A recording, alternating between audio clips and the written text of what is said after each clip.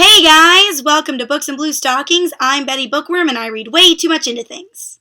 We are jumping into summer. We are jumping into the month of June. And last month was all about the mamas, so this month is all about the dads. The book of the month for June is a great book to read with your dad, Big Fish by Daniel Wallace. This book is marketed as a novel of mythic proportions. This book is about a son trying to reconcile the father that he remembers with the man his father actually was.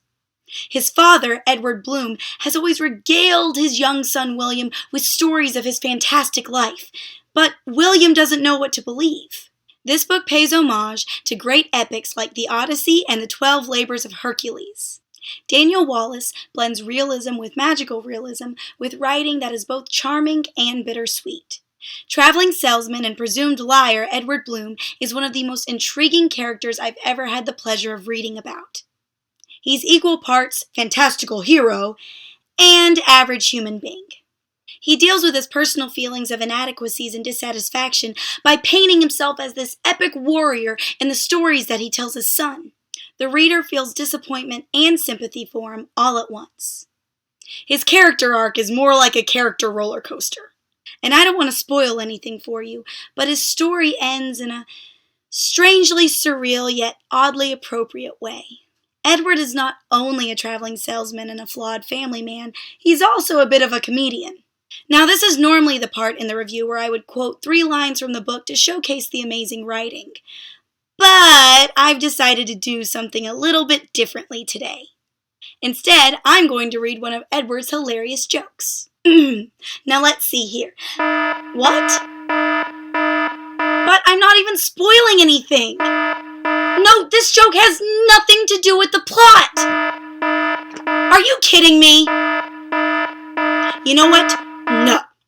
This joke perfectly showcases the lighthearted yet emotional turmoil that the characters go through in this book. Plus, the joke is both stupid and hilarious, and my audience has a right to hear it.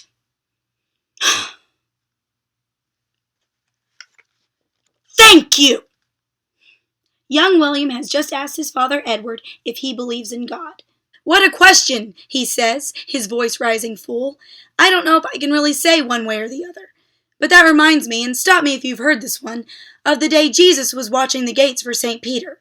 Anyway, Jesus is giving him a hand one day when a man walks shuffling up the path to heaven. What have you done to enter the kingdom of heaven? Jesus asked him. And the man says, well, not much really. I'm just a poor carpenter who led a quiet life. The only remarkable thing about my life was my son. Your son? Jesus asked, getting interested. Yes, he was quite a son, the man says. He went through the most unusual birth, and later a great transformation. He also became quite well known throughout the world, and is still loved by many today. Christ looks at the man, embraces him tightly, and says, Father, Father! And the old man hugs him back and says, Pinocchio?